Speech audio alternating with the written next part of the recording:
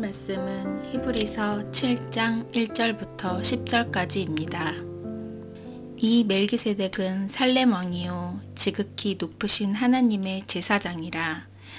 여러 왕을 쳐서 죽이고 돌아오는 아브라함을 만나 복을 빈 자라. 아브라함이 모든 것의 10분의 1을 그에게 나누어 주니라. 그 이름을 해석하면 먼저는 의의 왕이요 그 다음은 살렘 왕이니 곧 평강의 왕이요.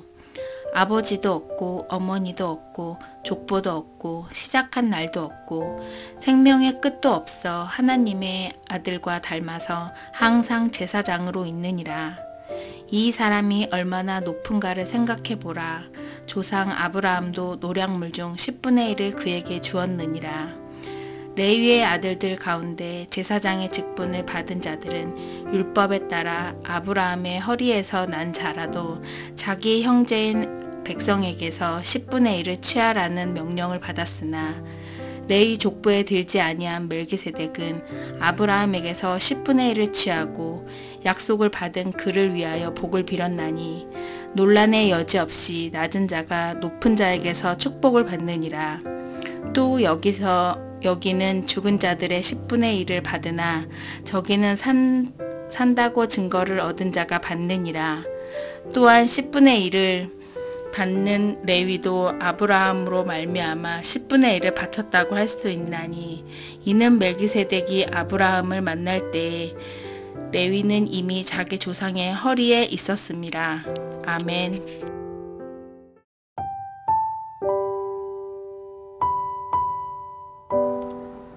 우리나라를 비롯해서 여러 나라에는 후견인 제도가 있습니다. 누군가가 나의 후견인이 되어준다는 것이 무엇을 의미할까요? 나 자신의 현재 상황과 능력으로는 할 수 없는 일을 후견인의 돌봄을 통해서 가능하게 된다는 말입니다. 히브리서 저자는 후견인처럼 든든하게 우리를 도우시고 지켜주시는 분이 계시다고 소개합니다. 대제사장 되신 예수님이시죠. 그분이 얼마나 든든하고 유익한지를 보여주기 위해서 멜기세덱에 대해서 이야기를 합니다. 예수님이 얼마나 탁월하고 위대한 대제사장이신지는 멜기세덱을 보면 알 수 있는 측면입니다. 멜기세덱은 어떤 점에서 탁월하고 위대한 제사장직을 수행하였을까요? 멜기세덱은 레위 자손들보다 더 위대하고 탁월한 제사장입니다. 즉 율법의 방식과는 비교도 될 수 없음을 보여줍니다. 멜기세덱이 처음 언급되는 성경은 창세기 14장입니다. 아브라함은 가나안 왕들과의 전쟁을 치르고 조카 롯을 구해서 돌아오는 길입니다.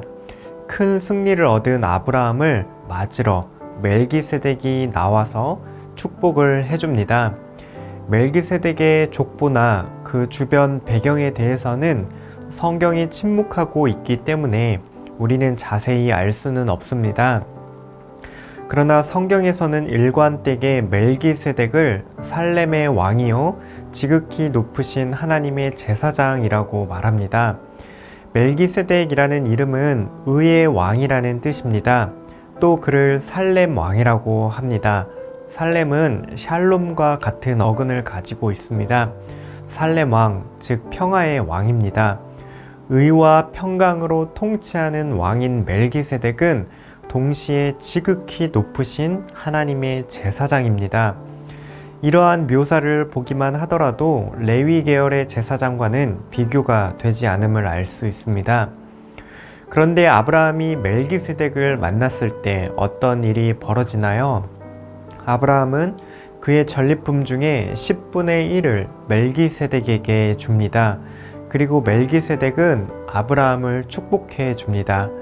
여기서 멜기세덱의 위대함이 드러나게 되는데요. 7절을 보면 논란의 여지 없이 낮은 자가 높은 자에게서 축복을 받느니라 이렇게 말합니다. 논리인즉슨 낮은 자가 높은 자에게 축복을 받는 것이 세상 자연스러운 이치라는 소리입니다. 멜기세덱이 아브라함을 축복하였을 때 레위, 제사장들의 선조인 레위는 어디에 있었나요? 10절. 이는 멜기세덱이 아브라함을 만날 때에 레위는 이미 자기 조상의 허리에 있었습니다. 조상의 허리에 있었다라는 표현은 고대 근동 사람들이 아직 태어나지 않은 사람들을 가리킬 때 쓰는 표현입니다. 후손들은 선조들의 허리에서 나온다고 생각을 했기 때문이죠. 요컨대 아직 레위는 아브라함의 허리에 있을 때 멜기세덱에게 축복을 받았습니다. 그렇다면 아브라함을 축복한 멜기세덱의 제사장직은 당연히 레위 제사장직보다 훨씬 더 높고 탁월함을 보여주고 있습니다. 히브리서 저자가 아브라함 이야기를 가져와서 말하고자 하는 요지가 바로 멜기세덱의 탁월함을 이야기하고자 하는 문맥입니다. 율법이 정한 레위 계열의 제사장이 아니라 그보다 더 탁월한 대제사장이 있다는 사실을 보여주고 있습니다. 그렇다면 예수님과 멜기세덱 사이의 관계는 어떠할까요? 히브리서 6장 20절은 그리고 앞서 가신 예수께서 멜기세덱의 반차를 따라 영원히 대제사장이 되어 우리를 위하여 들어가셨느니라 말을 하고 있습니다. 예수님은 멜기세덱의 제사장직을 잇는 분이라고 소개를 하죠. 그럼 멜기세덱이 예수님보다 더 높은 분일까요? 아닙니다. 오늘 말씀 3절에서는 멜기세덱이 아버지도 없고 어머니도 없고 족보도 없고 시작한 날도 없고 생명의 끝도 없어 하나님의 아들과 닮아서 항상 제사장으로 있느니라 이렇게 묘사합니다. 예수님이 멜기세덱을 닮은 것이 아니라 멜기세덱이 하나님의 아들을 닮았다라고 말을 하죠. 즉 멜기세덱은 장차 오실 예수님을 보여주는 모형과도 같은 사람입니다. 완전하고 영원한 실체이신 예수님께서는 원래 하늘에 계셨고 예수님을 닮아서 그분의 사역을 미리 보여주는 그림자와 같은 역할을 하는 것이 바로 멜기세덱입니다.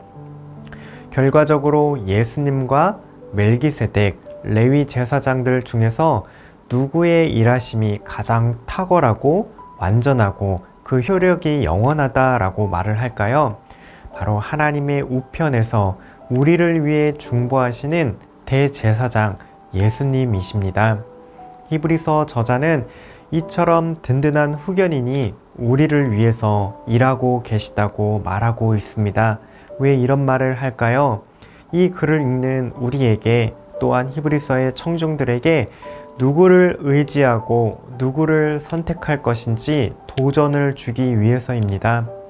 옛날 조상들이 따르던 그 옛 언약 율법의 방식도 아니요 그렇다고 세상의 방식은 더욱더 아니겠죠. 사람이 율법을 따르는 것으로는 스스로를 구원할 수 없습니다. 율법이 명하는 방식으로 하는 속죄는 매년마다 반복되어야 했을 뿐 나중에는 그 율법을 온전히 지킬 수조차 없었습니다. 우리도 은연중에 종교적인 행동이나 열심, 그러한 생활을 통해서 우리의 삶과 신앙에 무언가를 더 더할 수 있다고 여길 때가 있습니다. 그렇게 하나님께 은혜를 얻어낼 수 있지 않을까 생각하기도 합니다. 하지만 히브리서 저자는 우리가 하나님의 은혜를 얻기 위해서 그러한 노력이 필요하지 않다고 말합니다. 옛날 그 레위 제사장직의 그러한 방식의 제사와 그러한 속죄는 더 이상 필요하지 않다고 말합니다. 하나님께 잘 보이려고 헌금을 많이 하거나 봉사를 누구보다 많이 하거나 기도를 더 크게 오래 많이 해야 한다고 말하지 않습니다. 그러므로 자기를 힘입어 하나님께 나아가는 자들을 온전히 구원하실 수 있으니 이는 그가 항상 살아계셔서 그들을 위하여 간구하심이라 이렇게 말합니다. 우리는 그저 예수님을 의지하고 그분을 힘입어 하나님께 나아가면 된다라고 말을 하고 있죠. 그분이 우리를 위해 지금도 하나님 앞에서 간구하고 계시기 때문입니다. 이 이토록 탁월하고 완전한 은혜를 얻도록 도우시는 분은 멜기세덱의 반차를 따르는 예수님 한 분뿐입니다. 우리는 멜기세덱을 통해 예수님이 어떠한 분인지를 보았습니다. 하나님 앞에서 다함없는 은혜를 얻도록 우리를 가장 잘 도우시는 분, 우리를 위해 계속해서 하나님의 보좌 우편에서 간구하고 계시는 분이 계십니다. 우리의 삶이 흔들릴 때마다 우리의 소망의 닻을 예수님께 내려서 든든히 살아가는 그러한 모든 청년가족 되시기를 소망합니다. 함께 기도하시겠습니다. 예수님 이외에 의지하던 것들, 우리의 종교적 열심이나 노력, 세상의 지혜와 방법을 내려놓게 하옵소서. 하나님께 은혜 얻도록 가장 잘 도우시는 예수님 한 분만을 의지하며 살아가게 하옵소서. 우리를 도우시는 예수님을 힘입어 오늘도 담대히 세상 속에서 살아가는 청년가족 되시기를 바랍니다.